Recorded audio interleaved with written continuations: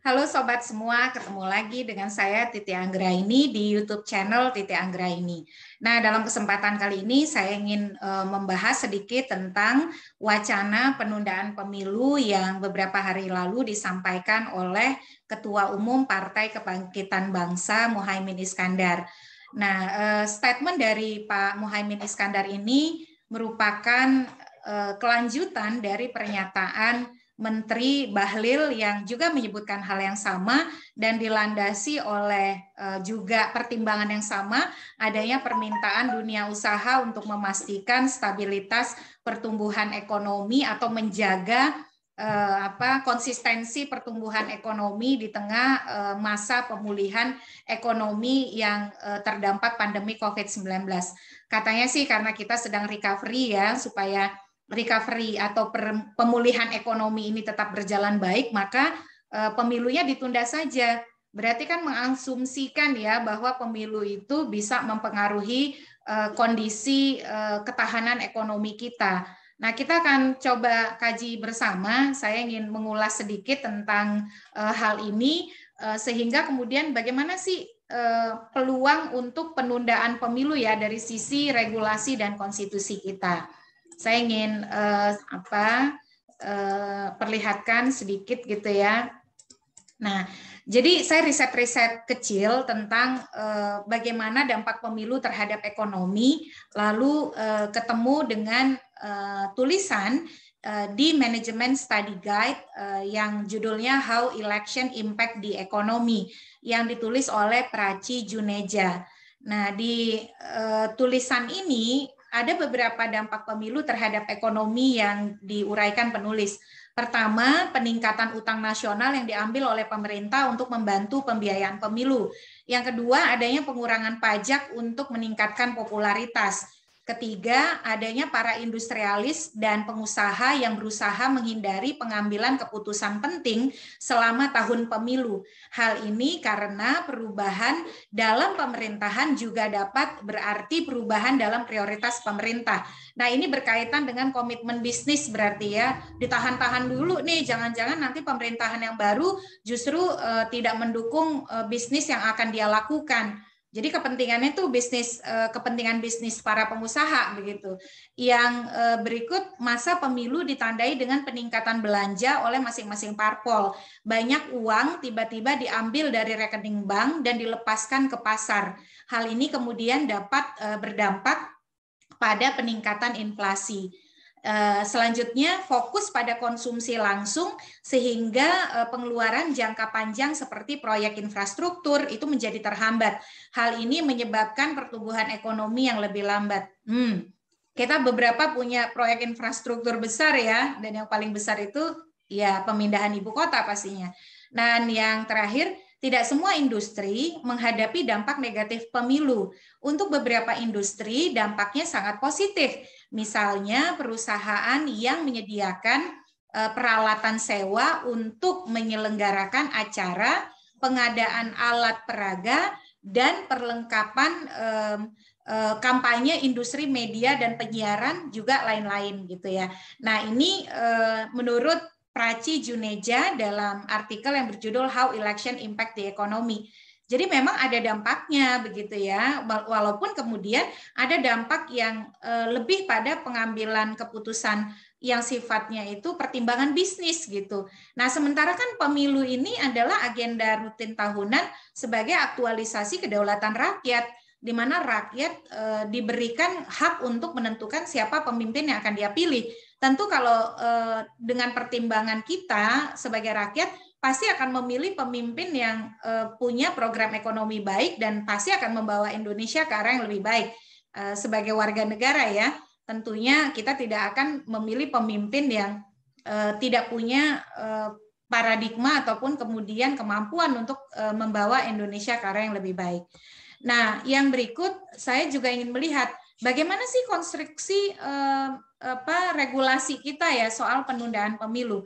Tapi sebelum masuk ke sana, saya ingin lihat dulu ini pernyataan dari Mendagri yang mengatakan pilkada serentak gerakan perekonomian daerah. Wah, kalau kata Pak Mendagri, Pak Tito, justru pilkada itu menggerakkan ekonomi daerah ketika waktu itu sejumlah masyarakat meminta pilkada ditunda di tahun 2020 karena alasan pandemi, tapi pemerintah tetap ingin agar pilkadanya di 2020 dan jadinya di bulan Desember. Alasannya karena pilkada bisa menggerakkan perekonomian daerah. Kalau pilkada saja bisa, apalagi pemilu ya. Nah, pertanyaannya kan gitu. Yang berikut, saya mau masuk ke kerangka hukum penundaan pemilu. Jadi karena memang saya menekuni hukum pemilu, ternyata kalau menurut Undang-Undang Nomor 7 Tahun 2017, pemilu itu memang memungkinkan untuk ditunda. Hal itu diatur di dalam pasal 431 dan pasal 432. Tapi bahasanya, terminologinya adalah pemilu lanjutan dan pemilu susulan. Apa yang membedakan pemilu lanjutan dan pemilu susulan? Kalau pemilu lanjutan, menurut pasal 431 ayat 1 Undang-Undang Nomor 7 Tahun 2017 adalah dalam hal sebagian atau seluruh wilayah negara kesatuan Republik Indonesia terjadi kerusuhan, gangguan keamanan, bencana alam, atau gangguan lainnya yang mengakibatkan sebagian tahapan penyelenggaraan pemilu tidak dapat dilaksanakan. Maka dilakukan pemilu lanjutan.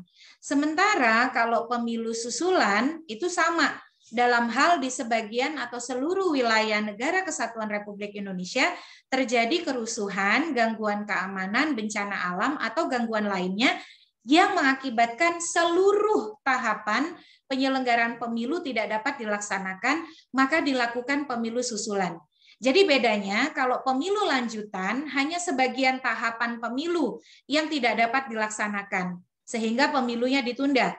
Tetapi kalau pemilu susulan seluruh tahapan itu tidak dapat terlaksanakan sehingga dilakukan penundaan. Nah, bagaimana prosedur penundaan pemilu? Prosedurnya itu diatur di pasal 433. Jadi bisa dilakukan pemilu lanjutan dan pemilu susulan setelah ada penetapan penundaan pelaksanaan pemilu. Nah, di pasal 433 ayat 3 ini, jadi ayat 2-nya itu berjenjang ya, dari mulai di kalau itu terjadi penundaan di skop kecil, kecamatan, dari mulai kecamatan, kabupaten kota, provinsi, itu ada prosedurnya, bisa dibaca di layar.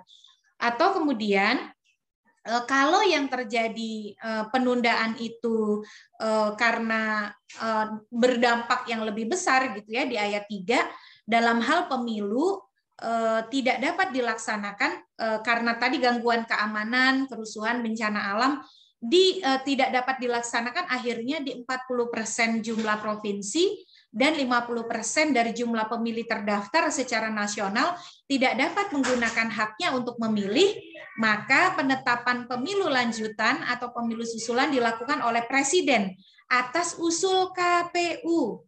Nah, tata cara dan waktu pelaksanaan pemilu lanjutan diatur dalam peraturan KPU. Terus terang sampai hari ini belum ada nih peraturan KPU yang detail gitu ya, mengatur soal prosedur atau mekanisme sehingga bisa dilakukan pemilu lanjutan atau pemilu susulan. Nah, tetapi peran KPU di sini sangat besar begitu. Tidak, kalau menurut Undang-Undang Pemilu ya, tidak bisa karena misalnya semua ketua partai politik sepakat menunda pemilu, maka pemilu ditunda. Nah, tidak seperti itu. Tetapi juga KPU dalam hal ini kalau pengaturannya masih seperti ini, harusnya membuat peraturan KPU khusus yang menerjemahkan bagaimana prosedur mekanisme dalam hal terjadi situasi seperti dimaksud di pasal 431, 432, dan pasal 433 Undang-Undang Pemilu kita. Nah, kalau kita lihat, ada nggak sih mekanisme untuk menunda pemilu karena kondisi ekonomi? Ternyata tidak ada, begitu ya. Kecuali kalau negara tidak ada uangnya. Karena di beberapa statement dari Ketua KPU, Pak Arief Budiman pada waktu itu, pilkada bisa ditunda katanya, kalau tidak ada anggarannya, kalau uangnya tidak ada. Berarti kan itu gangguan lainnya ya, seperti tadi yang disebut di pasal 431 dan 432. Nah, selain pertimbangan Undang-Undang Pemilu, kita juga harus merujuk pada konstitusionalitas jadwal pemilu. Karena Undang-Undang Dasar kita itu sudah mengunci soal jadwal pemilu. Di pasal 7 itu disebutkan di Undang-Undang Dasar Negara Republik Indonesia tahun 1945, Presiden dan Wakil Presiden memegang jabatan selama 5 tahun. Dan sesudahnya dapat dipilih kembali dalam jabatan yang sama hanya untuk 1 kali masa jabatan. Artinya apa? Artinya Presiden itu tidak lebih tidak kurang yang masa jabatannya 5 tahun. Ditambah lagi pasal 22E ayat 1 Undang-Undang Dasar menyatakan pemilihan umum dilaksanakan secara langsung, umum, bebas, rahasia, jujur, dan adil setiap 5 tahun sekali. Nah, maka dengan demikian kalau kita lihat ya, masa jabatan presiden tidak boleh lebih dari 5 tahun.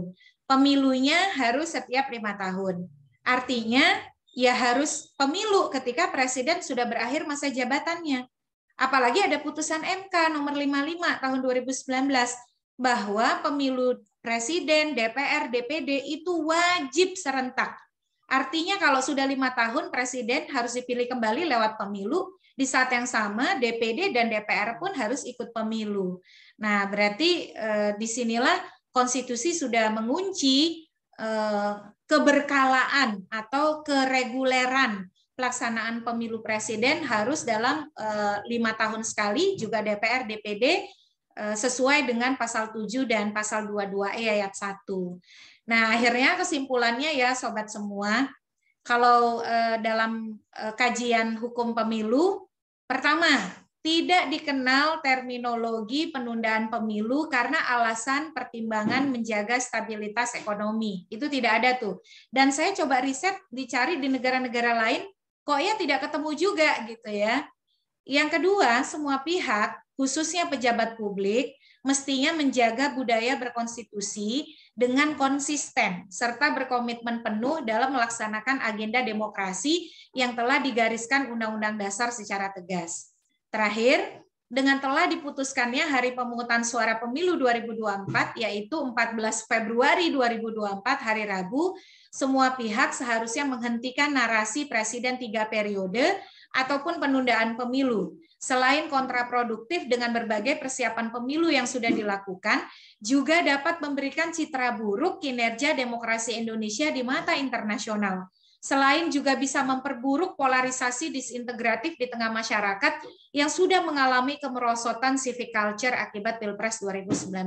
Ini kan dibawanya nih isu ini ya, akhirnya ditarik-tarik lagi tuh ke residu 2019. Dan itu sangat merugikan keadaan dan kualitas demokrasi dan kehidupan bernegara kita.